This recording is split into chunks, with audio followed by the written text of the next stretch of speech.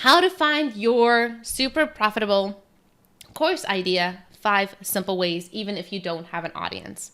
All right, so my first fantastic or my most favorite way, and actually how I got my entire blog idea, just to give you guys some insight, was I was in a private Facebook, not private, it was a Facebook group. I think it's public. But I was in this group, I was really active, and this was like years ago. And I started seeing a trend of what moms wanted. So I was a blogger at the time, and I started seeing this trend of, hey, they don't have enough like tutorials, they're struggling, how do they do it? So I'm like, hey, I'm gonna create a blog and help them. So it was all from browsing and being in a large Facebook group was where I did my market research way in the beginning. And they're still super valuable. They're filled with gold mines of ideas because people go into Facebook groups and they connect and they talk to other people.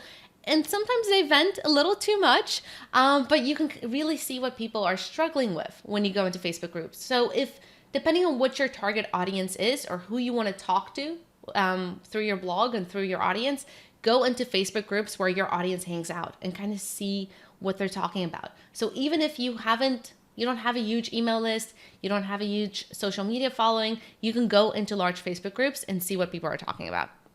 Right? It's like going to the party where all your future customers are and seeing what they struggle with. So there's Facebook groups in any niche. You can just go to the top of Facebook and type in natural parenting, fit moms, or macaroons, and then go over and browse into the groups tab and then see all the groups that pop up and join all the ones where your audience hangs out. And then take a couple weeks or a week or two and find out what they're talking about. So I had one of hopefully a future student course member reach out to me. He actually wants to create a course on macaroons. So if he's watching this, there's a Facebook group for all things macaroons. It has 24,000 people in it. 24,000 people that are just interested in making macaroons. All right, that itself shows you that there is an audience for your idea. So that's some cool validation. All right, so Natural Parenting 101. I have one of my students, she just launched natural parenting guides and sleep guides. She's phenomenal. I love her. And she made over $10,000 selling her product. Isn't that awesome? In her first week of launching the product. So Natural Parenting, you can see there's an audience for that. 21,000 members in this one group, and there's multiple groups. I was just like going through and browsing a couple, but there's multiple groups on natural parenting. But only this one has 21,000 people. Fit Mom's Pregnancy. All right, so just so everybody knows, we all try to get fit after pregnancy. Right there, me too. So big audience, 5,000 members in this one. So if you want to cater and help moms get fit after pregnancy, get strong again, all that, there's an audience for that. And then this one, probably my favorite in the 4 examples here, is Doomsday Preppers. 16,000 people in this one Facebook group for Doomsday Preppers, right? And I think, okay, if anybody is creating a course for Doomsday Preppers or blogging about it, I think it's a fantastic niche. Because the first thing you do if you're a Doomsday Prepper is you start preparing and you start buying stuff, right? And preparing and buying all kinds of stuff. So tons of affiliate links, tons of course and product ideas there. 16,000 people that are interested in that specific topic. All right, so don't be afraid. If you don't have an audience, you can go to Facebook groups. Secondly, one of my other favorite ones. Where are people currently spending their money for in-person classes, right? If you think of online courses, it's like an in-person class, but it is so much more convenient. You can do it at your own time. You can do it at home in your PJs, early in the morning, late at night. So if people are paying for in-person classes, they will definitely love online courses because it's so much more convenient. There is some benefits of being an in-person class. You like be there, you're there with the instructor, you meet other people in the group, but you can apply some of that to an online course. You can have a private Facebook group, you can have monthly coaching calls, they can have some kind of access to you. All right, so examples of where people pay for in-person classes: painting classes, fitness classes. Like I paid for workout DVDs, right? So it's technically an online course. It's a course where people teach me how to work out. that's something that I want to do in my own time from my house. Singing lessons, guitar lessons, cooking classes. If you're a busy mom and you don't have time to drive to the other side of the town and go take your cooking classes, maybe you can do something through an online course. Painting classes. My mom actually bought a CD or a DVD with painting lessons on it. And I remember me and my mom and my sister sitting down and painting for the whole afternoon following this DVD, step by step, the instructions to paint this pretty picture of a boat on a lake. And that could have easily been an online course, right? And if that instructor had another painting, maybe I would have bought that painting and my mom would have bought a different one, right? So these classes that people take in person are very easy to turn into, if you have the expertise, to turn into an online course. All right. And one of my mom's friends actually has a painting studio, so she could offer painting classes. And then if the students are done with their painting, they can like take a picture of it and send it in to the instructor to review. So think about ways where you can actually critique your students' work and help them accomplish their goals. Number 3, books. If people are buying books on this specific topic, then they're going to buy course knowledge as well. So it's a different way of consuming knowledge and teaching yourself more about this particular skill.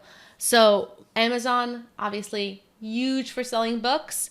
And if you don't have an audience, go to Amazon, look for books that are in your niche on topics that you want to teach about and that you kind of have expertise on and a journey or life lessons on.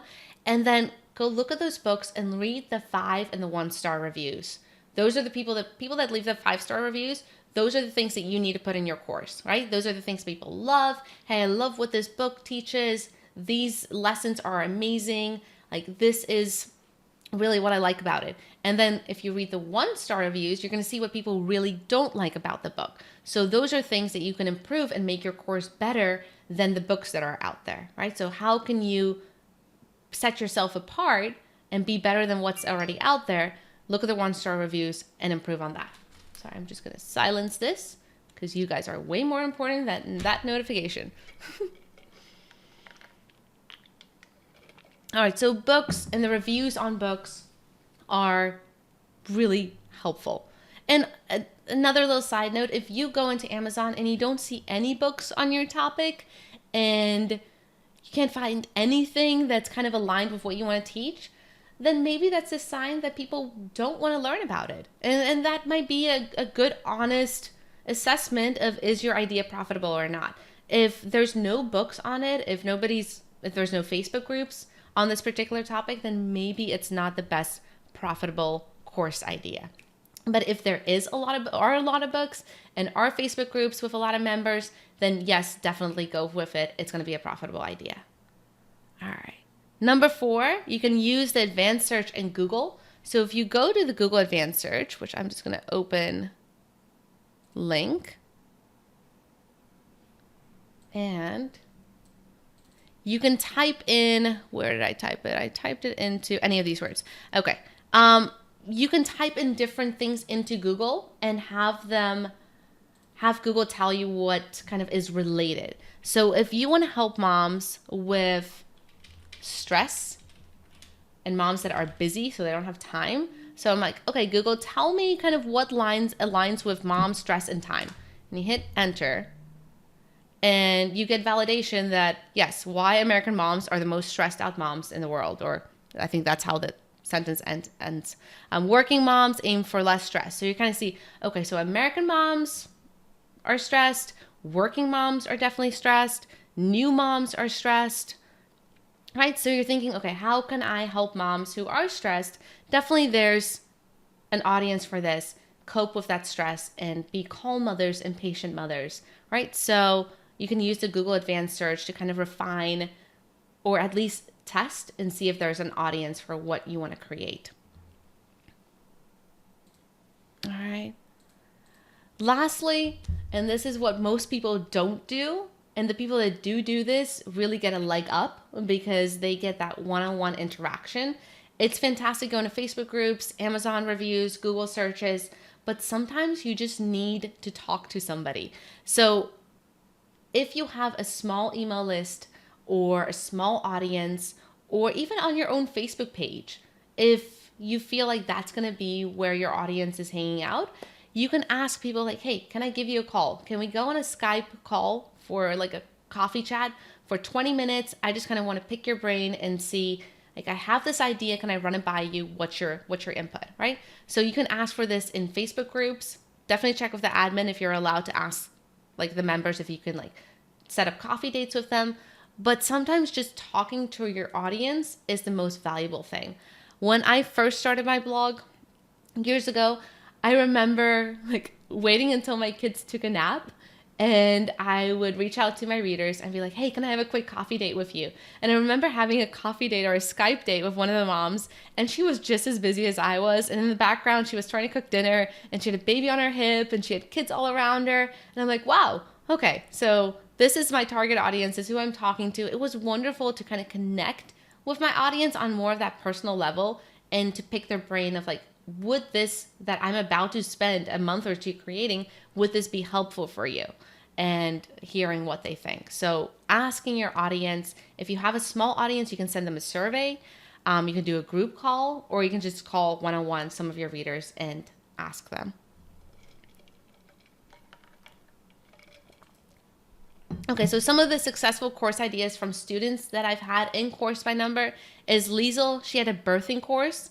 It's a saturated market, but she has a loyal audience. And that was why her course launch was so fantastic. And her course wasn't really expensive, right? You see some courses are $200-$300. Her course was under $40. And she made buco bucks when she launched it. Jody sells art courses and classes, and she really has a great niche, and she has a lot of credibility in it because she used to be an art teacher, so she's fantastic teaching that now. Gia teaches an analytics course on YouTube.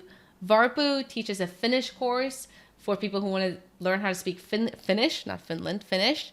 Hannah has a computer coding course, and Tracy, like I showed earlier or talked about earlier, has a natural parenting guides that she sells.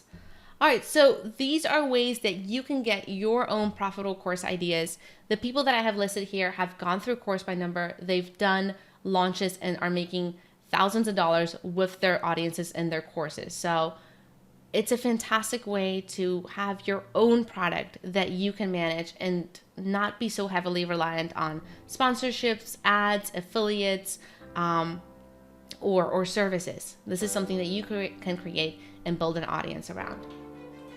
All right, so I hope that really helped you find 5 different ways to find your profitable course idea, even if you don't have an email list.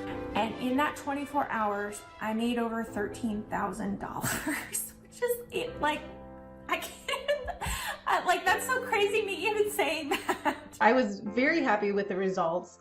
That was my highest earning month ever. I think I probably made $4,000 off of that launch. I did a 5-day launch and I generated over $7,000. I made $3,557 in the first 48 hours of the course release. I love Susie's course. Not only does she teach you how to create the course, come up with the content, film the course, edit the course, and create your online platform, she also teaches you how to continuously sell it in the future with evergreen sales. Course by Number is the only course I recommend if you want to learn how to build an online course.